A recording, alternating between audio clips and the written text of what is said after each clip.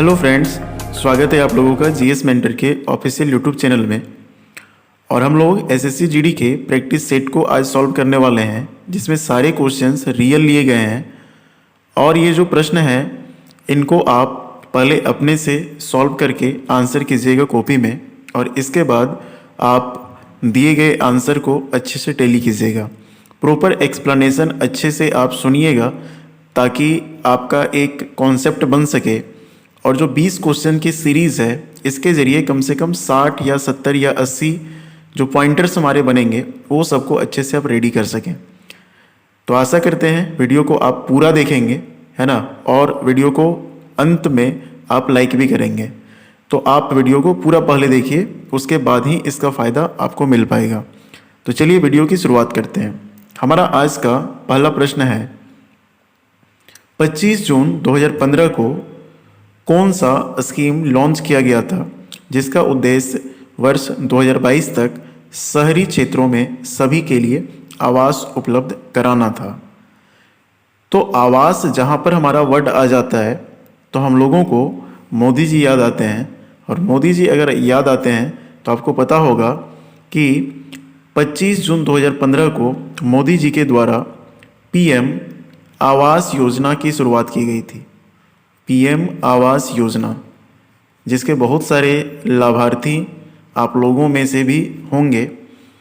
इस योजना को आज से, यानी अभी 2023 चल रहा है, तो 2023 से 8 साल पहले इसको लॉन्च किया गया था। 8 साल पहले। तो किस मंत्रालय के द्वारा इसको लॉन्च किया गया था, इसको भी ज़रूर देखिएगा। इसको आवासन और शहरी कार्य मंत्रालय, शहरी कार्य मंत्रालय यानी हाउसिंग एंड अर्बन मिनिस्ट्री के द्वारा इसको लॉन्च किया गया था। और उस समय आपके जो इसके मंत्री हुआ करते थे उनका नाम था हरदीप सिंह पुरी। हरदीप सिंह पुरी। तो ये जो है इसके हेड हुआ करते थे इस डिपार्टमेंट के। लेकिन इसको जो लॉन्च किया गया था वो मोदी जी के द्वारा प्रॉपर लॉन्च किया गया था। तो इतने सारे फैक्ट यहाँ पर बनेंगे। तो इसका सही आंसर हम लोग क्या करेंगे, इसमें हम लोग आंसर कर सकते हैं सेकंड नंबर, यानी प्रधानमंत्री आवास योजना। ये किसके लिए था, तो ये शहरी के लिए था। अतः सेकंड क्वेश्चन में, हमारा सेकंड क्वेश्चन है, निम्नलिखित में से कौन सा देश लुसोफोनिया खेलों का हिस्सा नहीं है। अब एक वर्ड हमारे पास में है लुसोफोनिया। तो लुसोफोनिया को आप कैसे समझेंगे, तो जैसे एक वर्ड आप जानते होंगे जिसको बोलते हैं राष्ट्रमंडल। राष्ट्रमंडल को इंग्लिश में कॉमनवेल्थ बोला जाता है। यानी जहाँ जहाँ पर अंग्रेज़ों ने शासन किया था, गुलाम बनाया था, उन सारे देशों के समूह को राष्ट्रमंडल या कॉमनवेल्थ बोला जाता है। इन सारे देशों में एक खेल का आयोजन भी होता है जिसको कॉमनवेल्थ गेम्स भी बोला जाता है। तो उसी तरीके से, उसी तर्ज पर यहाँ पर वैसे देश जो पुर्तगाली भाषा बोलते हैं, पुर्तगाली भाषा, तो पुर्तगाली भाषा जो देश बोलते हैं उनका एक ग्रुप बना है जिसको बोला जाता है लुसोफोनिया। और इसमें से पूछा गया है कि इन लोग जब अपना खेल खेलते हैं, है ना, तो इसमें से कौन से देश हिस्सा नहीं लेते हैं, इसका नाम यहाँ पर ऑप्शन में से छांटना है। तो सबसे पहले देख लीजिए कि लुसोफोनिया में कौन कौन कंट्री शामिल है। तो पहला नाम याद रखिएगा अंगोला, दूसरा नाम याद रखिएगा ब्राज़ील, तीसरा नाम याद रखिएगा कैप वर्डे, चौथा नाम है ईस्ट तिमोर, पांचवा नाम है गुइनिया बिसाऊ, छठा नाम है मकाऊ, सातवां नाम है मोजाम्बिक, आठवां नाम है खुद पुर्तगाल, और नौवां नाम है साओ टोमे। तो यहाँ पर आप देख पा रहे होंगे कि टोटल 9 कंट्रीज़ है जो संस्थापक सदस्य माने जाते हैं किसके, तो लुसोफोनिया के। और इसमें से जो एसोसिएट मेंबर्स हैं उनमें आपके श्रीलंका शामिल है, उनमें आपका गुनिया शामिल है, और उसमें इंडिया भी शामिल है। क्योंकि आपको पता होगा कि गोवा जो है यहाँ पर पुर्तगालियों का गढ़ बना हुआ था। ये आए थे 1498 में, लेकिन गए कब? गए आपका 1961 में। तो सबसे पहले आए और सबसे बाद में गए। तो गोवा में भी इनके बहुत सारे अवशेष हैं। गोवा में प्रिंटिंग प्रेस यही सब लगाए थे। तो यानी इसी में से आपको छांटना है कि लुसोफोनिया खेलों का हिस्सा किसको नहीं माना गया है। तो यहाँ पर कंट्रीज़ को आप देख सकते हैं, और इसमें देखिए मकाऊ इसमें शामिल है, इसमें आपका पुर्तगाल शामिल है, इसमें भारत शामिल है। तो कौन शामिल नहीं है? तो जर्मनी शामिल नहीं है। ठीक है, आगे चलते हैं हम लोग क्वेश्चन नंबर 3 में। 3 नंबर क्वेश्चन है हमारा कि आरबीआई के अनुसार 1980 के दशक में भारत के जीडीपी में सेवा क्षेत्र की हिस्सेदारी कितनी प्रतिशत थी? जीडीपी ग्रॉस डोमेस्टिक प्रोडक्ट, जो किसी भी देश के ग्रोथ का एक इंडिकेटर होता है, यहाँ पर इसी से नापा जाता है, इसी से देखा जाता है कि उस कंट्री का स्थिति कैसा है। तो 1980 के दशक में 38.6% जीडीपी ग्रोथ रेट था, जो अभी 2023 में बढ़ करके 2023 जो 21-22 का डाटा उसमें अगर देखिएगा तो लगभग 50% तक ये चला गया है। और इसमें क्या लिखा है? इसमें आपका सेवा क्षेत्र लिखा है। सेवा का मतलब जो सर्विस सेक्टर है, जैसे आपका ट्रांसपोर्ट, या फिर जैसे आप रेस्टोरेंट जाते हैं वहाँ भी सेवा आपको मिलता है, या फिर मान लीजिए कि आपका ट्रांसपोर्ट के बाद इसमें देख सकते हैं कि जो आपका टेलीकॉम कंपनीज है ये भी सर्विस दे रही है, एजुकेशन है, ये भी हमारे सर्विस सेक्टर में आते हैं। तो ये सब पूरे जीडीपी अगर 100 रुपये का बनता है तो इस 100 रुपये में कितना योगदान हमारा ये सेक्टर, सिर्फ सर्विस सेक्टर हमारा दे रहा है। तो इसमें अभी 50% है और 1980 के दशक में कितना था? तो 38.6% इसका आंसर होगा। अगला है क्वेश्चन नंबर 4। निम्नलिखित में से कौन सा त्यौहार असम में देवी कामाख्या के मासिक धर्म की अवधि को चिन्हित करता है? यानी जो मंथली साइकिल होता है वो एक देवी से संबंधित है, और ये देवी का मंदिर आपको कहाँ पर मिलेगा? असम में। तो इस समय कौन सा त्यौहार मनाया जाता है? तो इस त्यौहार का नाम बड़ा ही पॉपुलर है, कई बार एग्जाम में आ चुका है, और ये है अम्बुबाची मेला।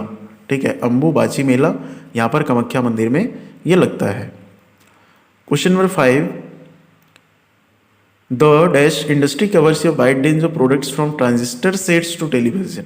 मतलब कौन सा ऐसा इंडस्ट्री है जिसमें ट्रांजिस्टर से लेकर, ठीक है, ये आपका ट्रांजिस्टर हो गया, तो ट्रांजिस्टर से लेकर के बड़े बड़े टेलीविज़न बनाए जाते हैं। तो सीधा सीधा इसको हम लोग क्या बोलेंगे? इलेक्ट्रॉनिक इंडस्ट्री बोलेंगे, क्योंकि कैनाल इरिगेशन तो है नहीं, सिंचाई तो है नहीं, उर्वरक तो है ही नहीं, जूट का तो इसमें प्रोसेसिंग हो ही नहीं रहा है। तो सिंपल क्वेश्चन है इलेक्ट्रॉनिक्स, ये तो फोकट में आपको आंसर मिल जाएगा। क्वेश्चन नंबर 6 है in the Indian constitution abolition of untouchability provision mention in. ये क्वेश्चन एवरग्रीन क्वेश्चन है, ये बार बार क्वेश्चन आपके एसएससी में रिपीट होता है, और इसको हिंदी में बोला जाता है छुआछूत का अंत। ठीक है, छुआछूत का अंत हमारे भारत के संविधान के किस आर्टिकल में बताया गया है कि ये आपका अंत कर दिया गया है? ठीक है, तो ये आर्टिकल नंबर 17 में बताया गया। आपको पता होगा कि हमारा जो समानता का अधिकार है, राइट टू इक्वलिटी, ये समानता का अधिकार कहाँ से कहाँ तक है? तो ये है आर्टिकल नंबर 14 से लेकर के आर्टिकल नंबर 18 तक। ठीक है, 14 में यही बात किया गया है ना, कि लॉ के सामने कोई भी व्यक्ति जो है इक्वल माना जाएगा। ठीक है, 15 में आपका 5 आधार पर भेदभाव नहीं किया जा सकता है, धर्म, वंश, जाति, मूल स्थान, ये सब है। आर्टिकल 17 में छुआछूत का अंत है, और आर्टिकल 18 में क्या है? उपाधियों का अंत, एंड ऑफ टाइटल्स। ठीक है, ये 4 आर्टिकल यहाँ पर हैं जिसमें 17 से आपसे क्वेश्चन पूछा जाता है। क्वेश्चन नंबर 7 है in which of the following places was the Indian Grand Prix 4 held in June 2021। यानी जून 2021 में जो ग्रैंड प्रिक्स 4 है इसका आयोजन कहाँ पर हुआ था? यहाँ पर आप फोटो में भी देख सकते हैं कि इसमें फार्मूला 1 रेसिंग भी आपका आयोजन किया जाता है। तो ये आपका हुआ था, जगह का नाम याद रखिएगा, पटियाला। ठीक है, ये पटियाला में। ये सब देखिएगा करेंट अफेयर से क्वेश्चन आपके पूछे गए हैं, है ना, और इस प्रकार के प्रश्न 2024 में भी पूछे जा सकते हैं। स्पोर्ट्स पर तो क्वेश्चन आता ही है ना। तो 20 में से 4 क्वेश्चन तक आपका जो है करंट अफेयर आपका पूछा जा सकता है। इसलिए करंट अफेयर भी अच्छे से आप तैयार करें और इसके लिए मंथली मैगजीन एक, कम से कम आपका मंथली नहीं तो ईयरली मैगजीन एक खरीद लें, स्पीडी या फिर एडुटेरिया पब्लिकेशन का। और दूसरा इसका तरीका है कि मंथली जो हमारा करंट अफेयर आता है, यूट्यूब में बहुत सारे चैनल हैं जिसमें 100 या 200 का क्वेश्चन आपका मंथली करवाते हैं, वहाँ से आप मंथली कर लें तो ज़्यादा बेटर आपके लिए करंट अफेयर होगा। क्वेश्चन नंबर 8 है, what is the colour of the flame when magnesium Burns in the presence of oxygen. ये क्वेश्चन डायरेक्ट एनसीईआरटी से उठाया गया है और ये जो हमारा चैप्टर है ये चैप्टर नंबर 1 है क्लास 10 का, जिसमें बोला गया है कि अगर मैग्नीशियम रहेगा, इस मैग्नीशियम का रिबन, अगर रिबन रहेगा उसको हम लोग क्या करते हैं, बर्न करते हैं ऑक्सीजन के प्रेजेंट में, है ना। तो वहाँ पर किस कलर का, ठीक है, वहाँ पर फ्लेम आएगा, किस कलर का फ्लेम आएगा। तो इसमें याद रखिएगा, इसमें आपका एनसीईआरटी के अनुसार से इसका आंसर होगा वाइट, ठीक है, वाइट फ्लेम आता है। मैग्नीशियम आप जानते होंगे कि इसका एटॉमिक नंबर हमारा क्या होता है, इसका 12 होता है, ठीक है। और इसका जो आउटर मोस्ट ऑर्बिट है उसमें कितने नंबर ऑफ इलेक्ट्रॉन्स होते हैं, 2 नंबर ऑफ इलेक्ट्रॉन्स होते हैं। तो यहाँ पर हम लोग का, इसलिए इसको हम लोग किस सिंबल से देखते हैं, Mg+2 यानी 2+ आप इसको लिख सकते हो, ठीक है। तो आंसर क्या हो जाएगा, वाइट हो जाएगा 3 नंबर।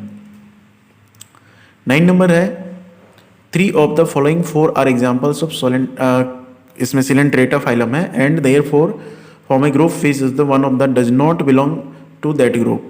यानी बोला गया कि 4 ऑप्शन आपको दिया जाएगा और 4 में से 3 सिलेंट्रेटा फाइलम का होगा, है ना, और एक कौन सा है जो अलग होगा, ये पूछा गया है।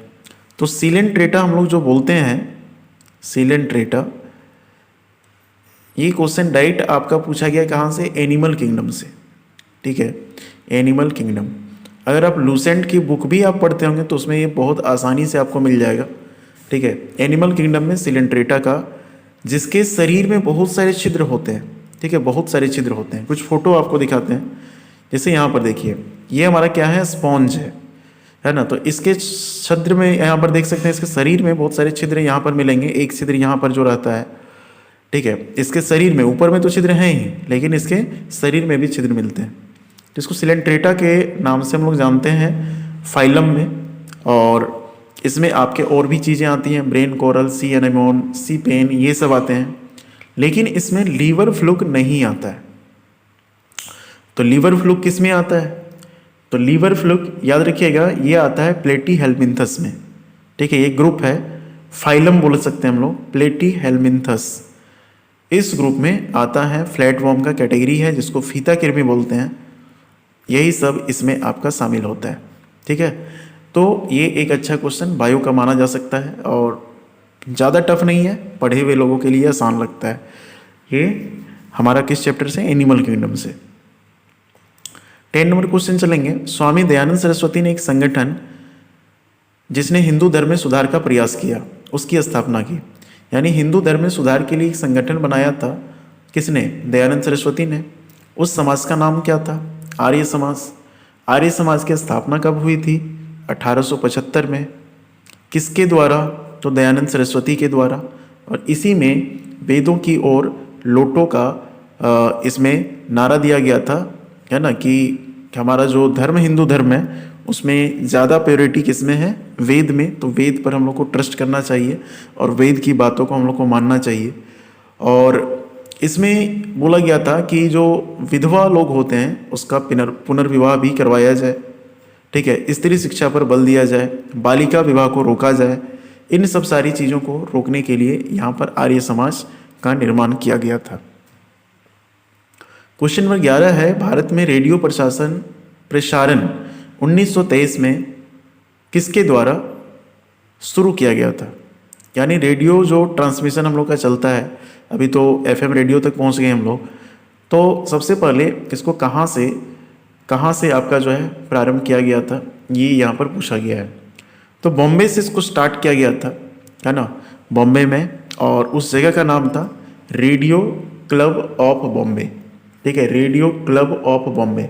बॉम्बे में और भी स्टेशन है जिसमें सबसे फेमस आप नाम जानते होंगे, है ना, विविध भारती सेवा अभी भी चलता है, है ना। तो ये रेडियो क्लब ऑफ बॉम्बे के नाम से हमारा ये फेमस हुआ था, तो इसको ध्यान रखिएगा अच्छे से। अगला है नेक्स्ट आपका 12 नंबर क्वेश्चन, और ये हिस्ट्री से निम्नलिखित में से किस गुप्त शासक को उसके सैन्य उपलब्धियों के कारण भारत का नेपोलियन कहा जाता है। तो सीधा सीधा आप आंसर करेंगे कि भारत का नेपोलियन किसको कहा जाता है। तो एक गुप्त शासक है जिनका नाम है समुद्रगुप्त, ठीक है। और वो समुद्रगुप्त को कई बार आप देखे होंगे कि वीणा बजाते हुए फोटोज में दिखाया जाता है, अंकन किया जाता है, ठीक है। तो यही समुद्रगुप्त है जिनको भारत के नेपोलियन के नाम से हम लोग जानते हैं। नेक्स्ट क्वेश्चन है विच इसमें लिखा है while computing the national income dash is taken as a factor. यानी जब राष्ट्रीय आय हम लोग कैलकुलेशन करते हैं, राष्ट्रीय आय नेशनल इनकम, तो कौन से चीज़ों पर ध्यान रखते हैं।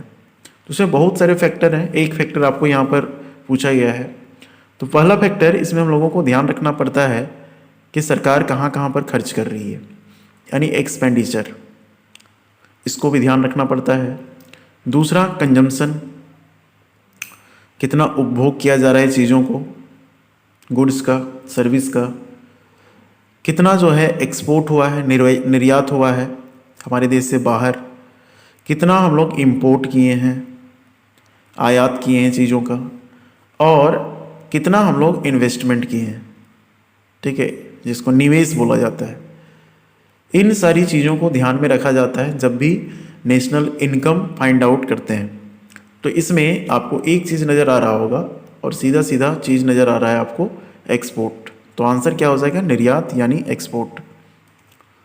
क्वेश्चन नंबर 15 है 2018 में भारतनाट्यम में संगीत नाटक अकादमी पुरस्कार किसने जीता। तो 14 नंबर के क्वेश्चन में जब बात किया गया 2018, तो इस समय राधा के नाम से एक पर्सनैलिटी ने इसको जीता था। और ये जो हमारा है इसमें अगर देखेंगे तो राधा श्रीधर इनका नाम है। ये जो महिला को आप देख रहे हैं ये राधा श्रीधर हैं और इन्होंने ही संगीत नाटक अकादमी पुरस्कार जीता था 2018 में। तो एक क्वेश्चन आपका बनेगा कि भरतनाट्यम कहाँ का डांस है, तो हम लोग बोलेंगे तमिलनाडु का डांस है, ठीक है। इसको सबसे पहले रिवील किसने किया था, तो लॉर्ड ब्रह्मा ने, ठीक है। किसके सामने, तो भरत के सामने इसको रिवील किया था इस डांस को। और इस डांस का वर्णन जो है ये आपका नाट्य शास्त्र नामक पुस्तक में मिलता है। नाट्य शास्त्र, इस पुस्तक में भी इसका वर्णन हम लोग को मिल जाता है। और इसमें अगर देखेंगे तो आपका ये जो भरतनाट्यम है ये क्लासिकल डांस में आता है। क्लासिकल डांस इसमें आता है शास्त्रीय संगीत, शास्त्रीय डांस, शास्त्रीय नृत्य, ठीक है, शास्त्रीय नृत्य में आता है। और ये जो हमारा शास्त्रीय नृत्य क्या होता है, तो जो हमारे वेदों पर आधारित होता है, ठीक है, या कोई पुस्तक पर आधारित होता है उसको हम लोग शास्त्रीय बोलते हैं, ठीक है। नेक्स्ट क्वेश्चन में बढ़ते हैं आगे। 15 नंबर क्वेश्चन है which article of the constitution of India talks about the superintendence directions and control of elections. यानी यहाँ पर निर्वाचन का बात कर रहा है। जब भी निर्वाचन का बात करेगा इलेक्शन का, तो आपको चले जाना है आर्टिकल 324 से 329 के बीच में इसका वर्णन मिलेगा। अब ऑप्शन देखिए तो आपको सीधा सीधा 324 यहाँ पर दिख जाएगा। तो इसका रेंज याद रखिएगा 324 से 329 के बीच में। तो इस निर्वाचन आयोग की स्थापना यहाँ पर अगर देखेंगे तो इसी आर्टिकल के तहत में की गई थी। 324 से 329 के बीच में जो आर्टिकल्स हैं उसके तहत में की गई थी। और इस इलेक्शन कमीशन ऑफ इंडिया में टोटल 3 मेंबर्स हैं, ठीक है, अभी के समय में, ठीक है। तो 3 मेंबर्स में एक सबसे पहले हेड रहेंगे। हेड का नाम क्या है, याद रखिएगा, चीफ इलेक्शन कमिश्नर हमारे हैं राजीव कुमार। बाकी 2 अन्य सदस्य हैं। तो दूसरा का नाम हमारा क्या है, अनूप चंद्र पांडे। अनूप चंद्र पांडे एक नाम ये हो जाएगा। और तीसरा नाम है जिनका नाम है अरुण गोयल। अरुण गोयल, तो ये हमारे चीफ इलेक्शन कमिश्नर हो जाएंगे और ये इलेक्शन कमिश्नर हो जाएंगे। यही इलेक्शन कमिश्नर प्रमोशन ले करके आपका फिर क्या करते हैं, चीफ इलेक्शन कमिश्नर बनते हैं। 16 नंबर क्वेश्चन है नवंबर 2022 तक की स्थिति के अनुसार निम्नलिखित में से कौन दिल्ली भारत का उपराज्यपाल है। यानी दिल्ली जो है, दिल्ली के यहाँ पर एलजी साहब का नाम पूछा हुआ है। तो इनका नाम आप जानते होंगे, इनका नाम है विनय कुमार सक्सेना। विनय कुमार सक्सेना।